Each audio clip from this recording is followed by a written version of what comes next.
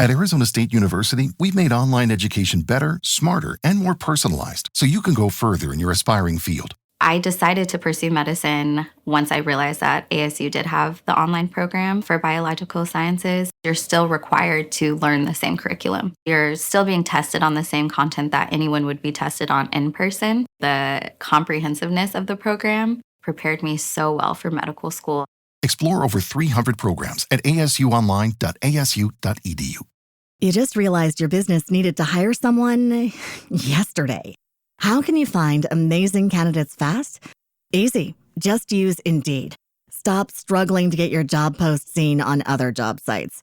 With Indeed sponsored jobs, your post jumps to the top of the page for your relevant candidates, so you can reach the people you want faster. According to Indeed data, sponsored jobs posted directly on Indeed have 45% more applications than non-sponsored jobs. Don't wait any longer. Speed up your hiring right now with Indeed.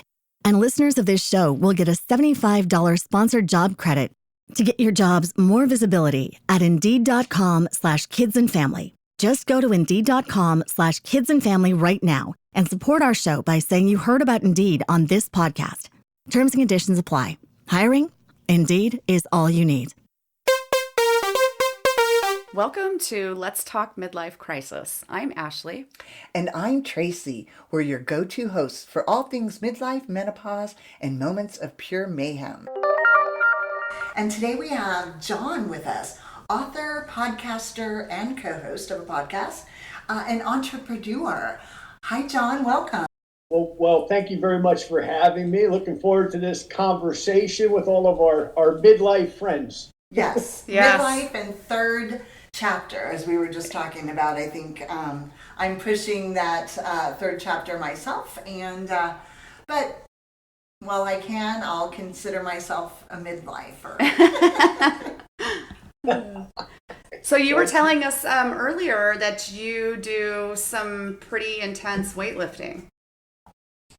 I still do powerlifting meets, so I just literally returned from one today in McKinney, Texas.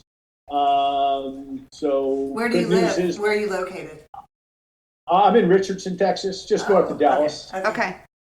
I'm not from here. I'm from New Jersey originally. My wife is from Montreal, Canada.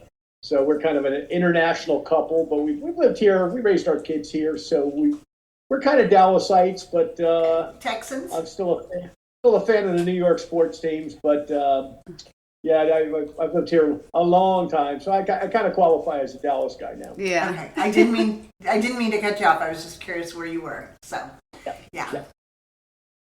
So you just had a competition, or? Yeah, so I benched 350. I weighed 240 at weigh-ins yesterday. So I benched 350, so 110 pounds more than my body weight at 64. And we were talking as we came on to your show today, just that you can't let the old guy in, or you can't let the old woman in, because the second that you do, it affects everything from your physicality to your mentality, maybe not your spirituality. Maybe that's a separate subject. I don't know. I'm sure people have opinions, but these days you don't have to get old because your driver's license says an age that would depict in a prior time an old person. Right. I look, for example, at some of the mentors that I've had through the years. People like Jack LaLanne, who lived to 96. Right. Jay Corditz, the Juice Man, who lived to 94. Currently, two guys that I follow religiously: Dr. Caldwell Esselstyn from the Cleveland Clinic, and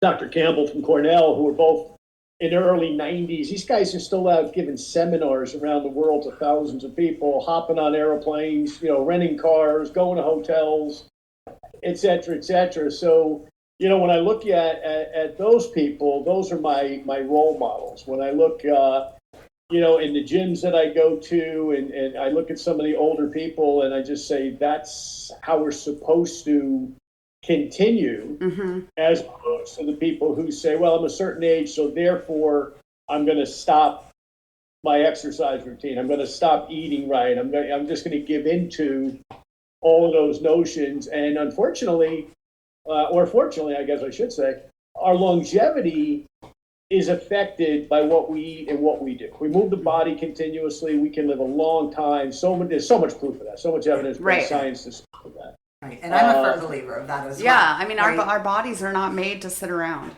Exactly. So move the body, number one. Number two, put the right foods in. Try to eat as healthy as you can. Can't always eat perfectly. I get it. I certainly don't myself. But at the end of the day, the idea is to, not let the age dictate how we're going to live our lives. Mm-hmm. Now, can we curtail stuff? But can we be more careful? I mean, am I more careful than I was when I was younger? Sure, about certain things, like for example, weightlifting. It's like I get up 350, 400. That's about my range. Have I done more than that in my life? Yeah, I have, but I was heavier and I was younger. Mm-hmm. So I don't have to push it. I don't have to impress anybody. I'm not out to impress anyone. I'm out to stay healthy and increase my longevity by doing the things that I'm doing, from a physical standpoint. And that would carry over, by the way, into my business life. I challenge myself constantly to learn new things. In the last year, AI has become something that I knew nothing about, that I wasn't opposed to, but if you asked me a year ago, hey, John, what do you think of AI? I said, well, I think it's great, but I don't know anything about it. I know what it is. I know what AI stands for. A year later, because of some circumstances and because I was open-minded to it, now I not only utilize it in all of my businesses, but I also have had an opportunity given to me to become the co-host of the Top Doctor Magazine podcast, in addition to my regular podcast, my own podcast. And that came as a result of an AI contact that I made, who contacted me about my podcast. Turned out it was an AI written email. We became friends, and turns out he knew these people. One thing led to another, and here we are, 7 or 8 months later. As we get older, we have to be open-minded. We can't just say, hey, here's the way we did it in 1995. Well, hey, I started my first business in 1983. The phone plugged into the wall.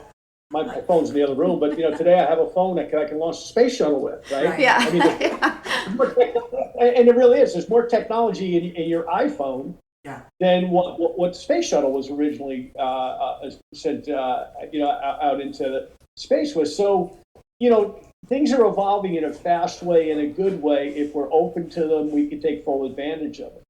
Yeah. Another thing, you look at medicine, how medicine has evolved. Everything from things that used to maybe blind us or cripple us, like hip surgery, for example, or glaucoma, things that today are very, very treatable. Right. So there's all of these good things happening, and there's some bad things happening in the world, certainly. But at the end of the day, I see our time here in 2025 and beyond as one of lots and lots of opportunity. If once again you're open to it, and you don't say, well, my driver's license says this age or that age, and therefore I'm supposed to be, sitting in a corner watching Netflix all day. Right. Well, I guess, but it's not one that I would certainly condone or encourage. Right. Now, you also talked about the fact that you're a vegan. So have you always been a vegan? Has this been something that you have, come into later in life? Yeah, great question. How I got there, eight years ago, I went vegetarian for one day. Yeah, I was going to be a vegetarian just for one day. I wasn't going to eat meat, and I had no particular reason. Some people have this dramatic thing happen. A lot of times it is a health thing. I didn't. Mm-hmm. My health was good. Now, your audience can't see me, but I was about 90 pounds heavier than I am now at the time. But I didn't even do it for that. I did it because my joints hurt so much from my athletic career. I was very involved in judo, wrestling, power, all sports that just beat up your body. Mm-hmm. And a friend of mine in the powerlifting community had gone vegetarian, and he said, hey, my joints feel better. And I said, well, it'll work for him. Maybe it'll work for me. But I'm just going to try it for one day. I mean, what's the big deal, right? So one day you don't eat a hamburger. Right. And after that first day, I felt pretty good. So I said, let me go 2 days. And I went 2 days. And then I said, well, I felt good 2 days. Let me go a week. And during the course of that week, let me use an example. You know when you buy a new car and you think you bought the only new car of that model, and all of a sudden you pull up to the light and there's 3 of them next to you? Yes. You notice all of the same, nameplates, yes. I'm at the gym and I couldn't run. I could only walk on the treadmill because I let myself go weight-wise. And I'm walking on and I see this show, Megyn Kelly, who I think she was Fox or CNN reporter at one time, and they gave her her own show. And so it was one of the morning shows. It's on at the gym. And, of course, the sound is just the words. You can't hear it, of course. Anyway, so I'm walking on the treadmill, and these 3 young guys come out, fairly young guys, probably, 30s, and they show them before, and they're obese. And they come out, and they all look great. They're obviously not obese anymore. It turns out they were a family. They were cousins, I think, from Louisiana. And the one guy referenced that he had come across a documentary called Forks Over Knives. And I came home and said to my wife, I said, I'm eating vegetarian this week. This guy was talking about his diet and this Forks Over Knives thing. Let's see if we can find it. So we did. We found it on Netflix that night. At Arizona State University, we've made online education better, smarter, and more personalized so you can go further in your aspiring field. I decided to pursue medicine once I realized that ASU did have the online program for biological sciences. You're still required to learn the same curriculum. You're still being tested on the same content that anyone would be tested on in person. The comprehensiveness of the program prepared me so well for medical school. Explore over 300 programs at asuonline.asu.edu. I earned my degree online at Arizona State University. I chose to get my degree at ASU because I knew that I'd get a quality education, they were recognized for excellence, and that I would be prepared for the workforce upon graduating. To be associated with ASU, both as a student and alum, it makes me extremely proud, and having experienced the program, I know now that I'm set up for success. Learn more at asuonline.asu.edu. And I watched it, and I was impacted by the evidence-based science that supported vegetarianism, not veganism. Veganism is very much further down the road. Right. It starts with vegetarianism, but it goes to that. So that was 8 years ago. And then I still wasn't getting the results, quite honestly, that I wanted. My diet still was to some people, it was like, oh, wow, what a great diet. To other people, they would go, oh, wow, yeah, you're eating a lot of processed food still. Right. You're still eating a lot of burgers that even though they're vegetarian, they're freeze-dried, stuck in a truck somewhere and stuck on a shelf, and, et cetera, et cetera. So I met a guy before Christmas last year. Christmas, it would have been 2023. And a guy named Fran Turk. So anyway, we became friends, and Fran said, I'm putting together a group of raw vegans starting January 1st. If you want to participate, it was like $30. It was nothing. It was like, yeah, you know what? Let me put it this way. I'll at least hear what the guy has to say. It's worth $30. Right. And so January 1st, 2024 was my first day raw vegan. Uh-huh. And once again, my weight dropped more. So that was exciting. My joints felt better. That was exciting. And I just felt better. And my wife, of course, is not into this lifestyle. She is still kind of eating. She loves bacon. I don't know if I could give up bacon, honestly. I can't call it the normal way, because to me that's not normal eating that way. But she's still eating stuff that I would frown upon. And I never, by the way, I'm not one of those people. I don't hit people over the head with a Bible or anything else. It's kind of like, hey, if you want to know what I'm doing, I'll tell you my results. But if you want to go and have a steak, by all means, that's your business, right? But to make a long story short, yeah, I got into this lifestyle, and I found that the results were there. I felt increasingly better. I found that my mind started to work better. I started to get clarity on things very, very quick. I started to pick up things quicker than I was even as a vegetarian. So I said, there's something to this, because not only are you obviously loading your body with antioxidants, fiber, and everything else, but just eating this way, it was like a discipline that I liked. And I'm about 95% raw, by the way. Once in a great while, like, for example, yesterday was my birthday. We ate out with some friends, and we went to a Chinese restaurant, and the chef there knows I'm vegan, but he makes me green beans cold. They just wouldn't taste very good. Right. Mm-hmm. So he warms them about 130, 140 degrees, about 115 you could go to and still be raw. He's just to make them taste right, soften them. He makes them about 140 for me. So I ate that yesterday, on my birthday. So, I said to my wife, nobody died because I ate a little bit of cooked food. Right. There's a lot of good reasons not to eat cooked food, but at the end of the day, once in a while, it's like, when in Rome, Right. The yeah. expression. Yeah. And happy birthday, John. But what I don't do is I don't let myself get in that habit. Well, that tasted good, which means now let me go and eat pizza. Or let me go and eat something else that I know is not good for me. Once again, might be fine for the person next to me. But for me personally, this has worked really well. I just got back from Costa Rica, spent 8 days at a raw vegan event with Fran and with his wife Katie and with their 2 babies, who I am in love with. I wanted to smuggle his little home.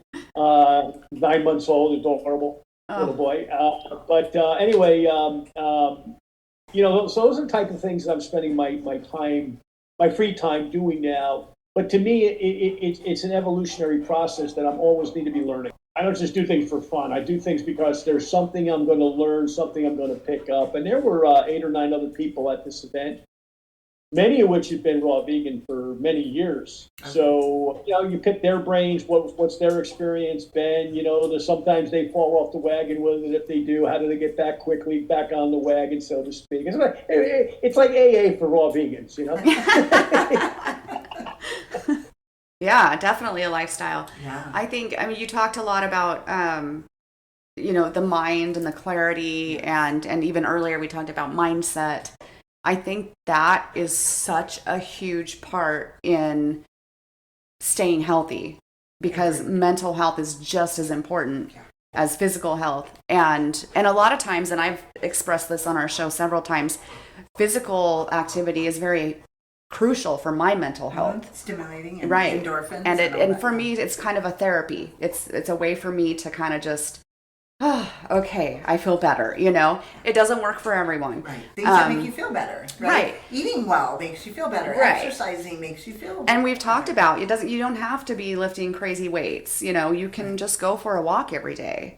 But again, I think mindset is huge. And it sounds like you have always been this very aware of that. I have, and by the way, I couldn't agree more. The physical activity, it's all linked. Everything in our body works for good, if we work with it.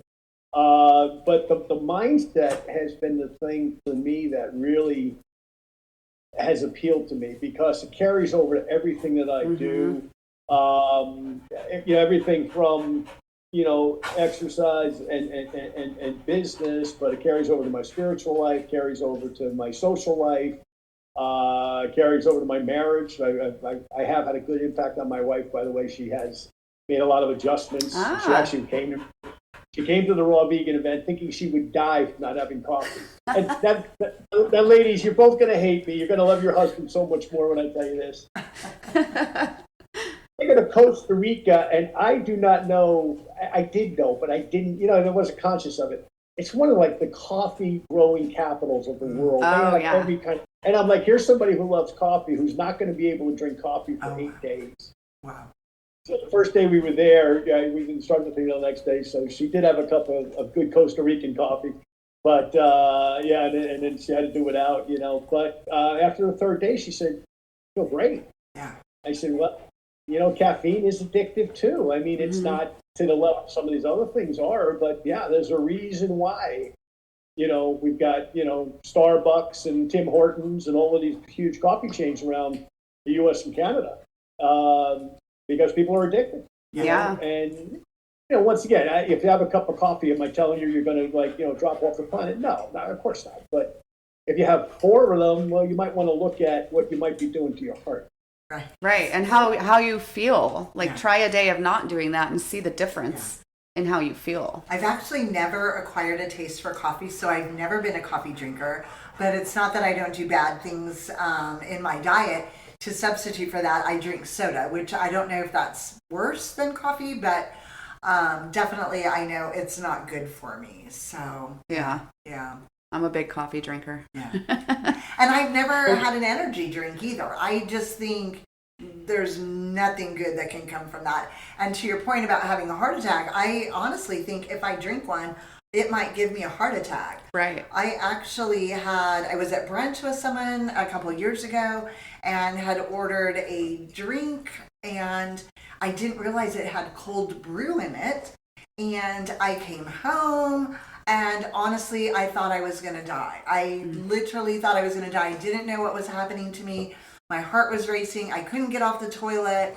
Everything was like, and it wasn't until about a week or so later when I reconnected with this person and said, hey, after we had brunch, I wasn't feeling well. Did you notice anything? And she's like, no, I was fine.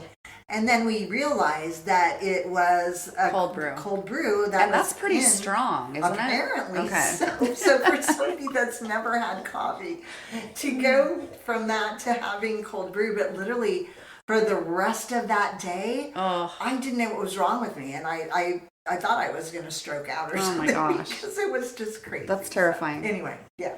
There you go. Yeah. And it does. Look, I mean, that old thing that we heard when we were kids, right? You are what you eat. Mm-hmm. Well, if what you eat is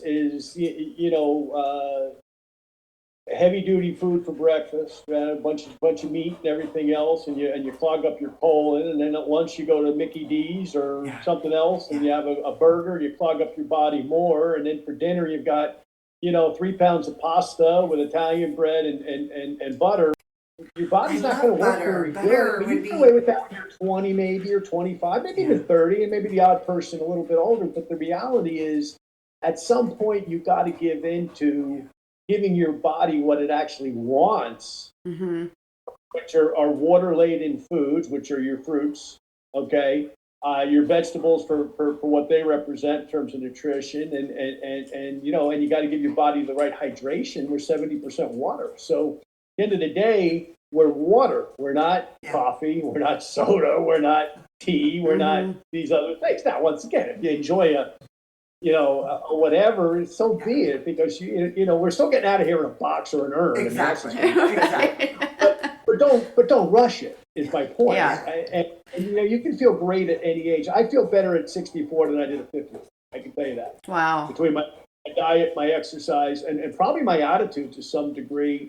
I just appreciate every single day. I appreciate meeting new great people like yourselves. On the way out of the powerlifting meet, there was a guy there with some kind of contraption, and I didn't get a chance to talk to him because I was real focused on my lifting today. Turns out he's from Indiana, and walking out, and I said, notice your machine, or some kind of, I'm not even sure what it does, but something to do with the muscles. I said, I do want to talk to you. Give me your card. I'm going to text him later today. Get with them, probably get them on my podcast, right? Looks like I got an interesting device there. So, just meeting new people all the time. To me, how exciting is that, Yeah. So, midlife is a great time if we embrace it. When we started writing our thoughts down on paper, it opened up endless possibilities. Ideas could grow beyond the borders of the mind, and it changed the world.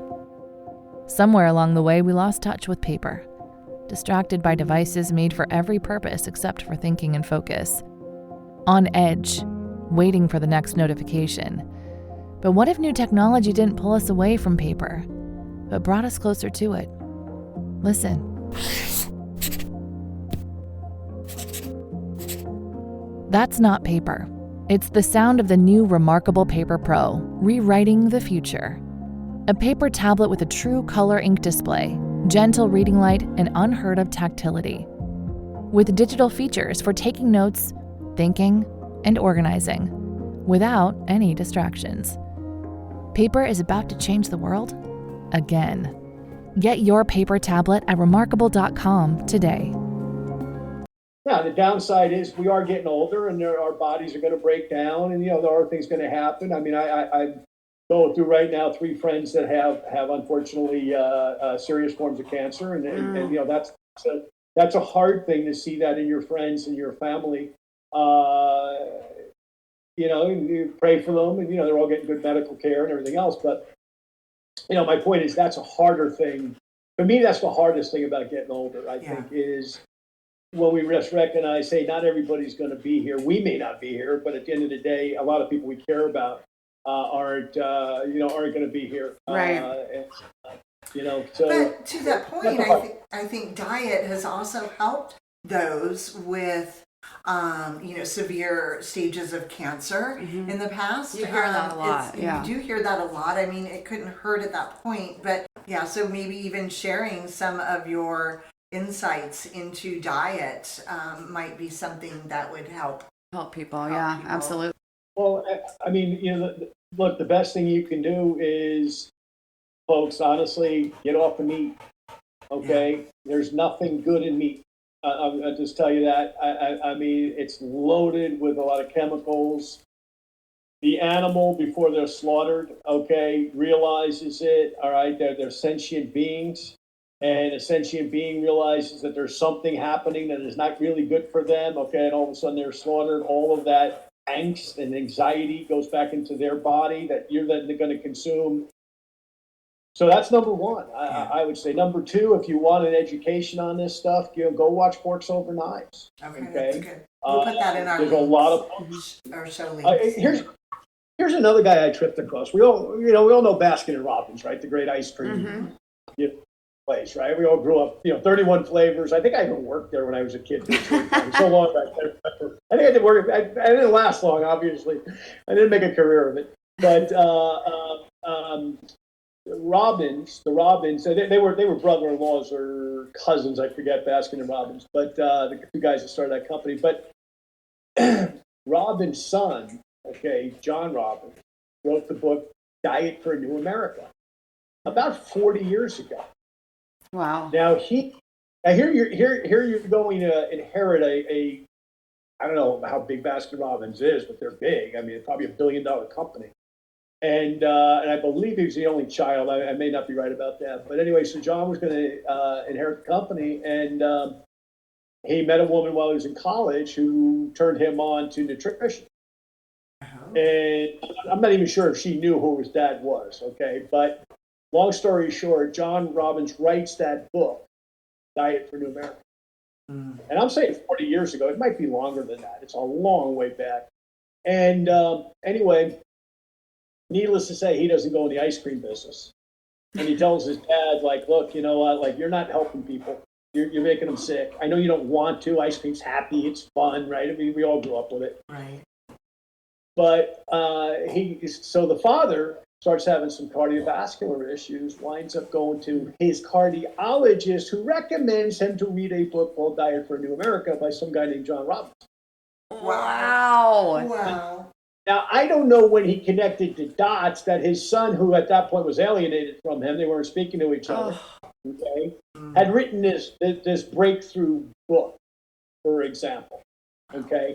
So, so those are the kind of things that I surround myself with is reading these things. They're not as woo-woo as you think, people. If you knew me, I'm a political conservative. I'm not an old hippie. I'm a business guy all the way. But at the end of the day, when I started to open my eyes to all of this information, and I realized that eating animals was detrimental all the way around. Now, here's another thing. If you want to save the environment, no matter what your politics are, whether you're Republican, Democrat, Independent, you could care less, at the end of the day, if you want a planet for your kids and your grandkids, get off the meat. The meat sucks the water supply of the world down so considerably, that the water supply needed to grow fruits, vegetables, livestock for milk production and other things, for example, is getting so depleted so you can have your cheeseburger.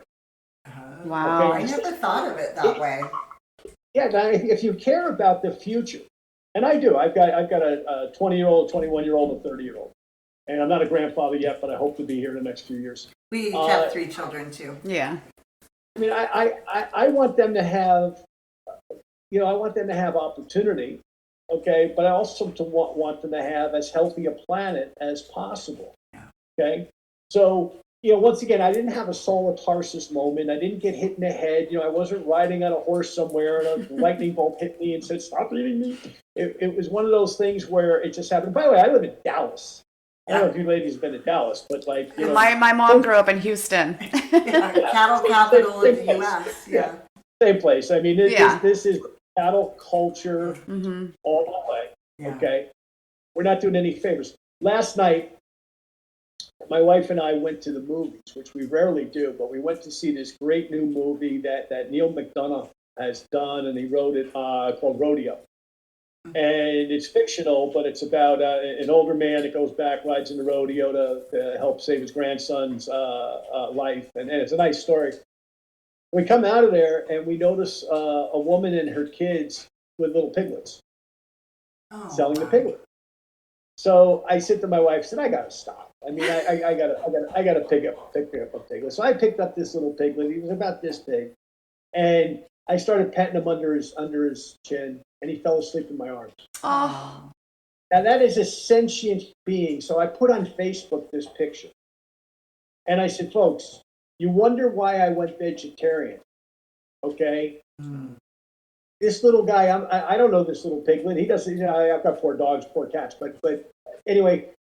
I'm just rubbing this little guy under his chin. He falls asleep. Oh. Do you really need bacon that badly?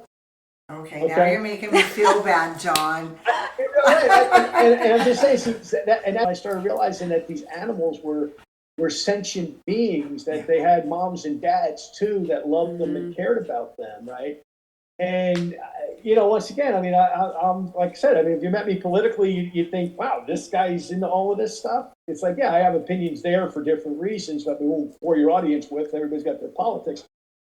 But when I looked at the facts and I looked at the economic damage done to the planet as a result of eating meat, I said, I just can't do this. And by the way, I loved my meat. I was, before I started, I was a meataholic. I mean, I could eat meat breakfast, lunch, and dinner. Right.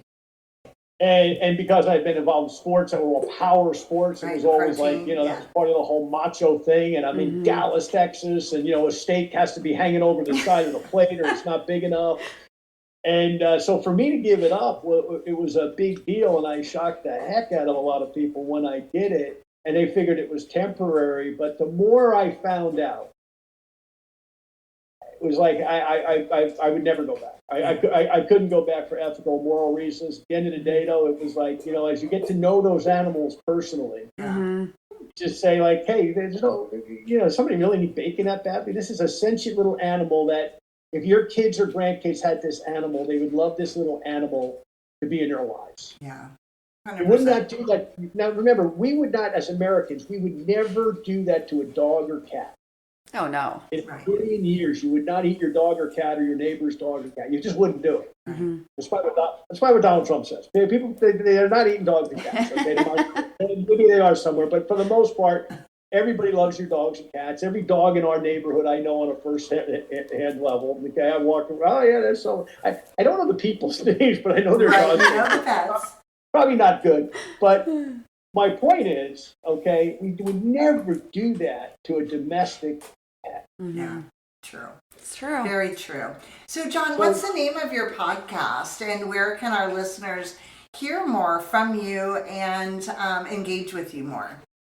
Well, believe it or not, leave nothing to chance. You can get there from that. Leave nothing to chance, and we'll put links in our show notes. Yeah. Yes. But you also can get there. That's how we started out. And I do want to make an important point, though, because I think your audience will appreciate this, how this all transpired. But they can also get there by my name, John Solleder on YouTube. Okay. Solleder. What happened was during COVID, like every other person in the universe that was in business, especially small business, I was affected. I had written 2 books that were coming out. This one came out in December, of 2019, called Moving Up 2020. We were going to have this spectacular year in 2020, right? And this one came out in February of 2020. Leave nothing to chance.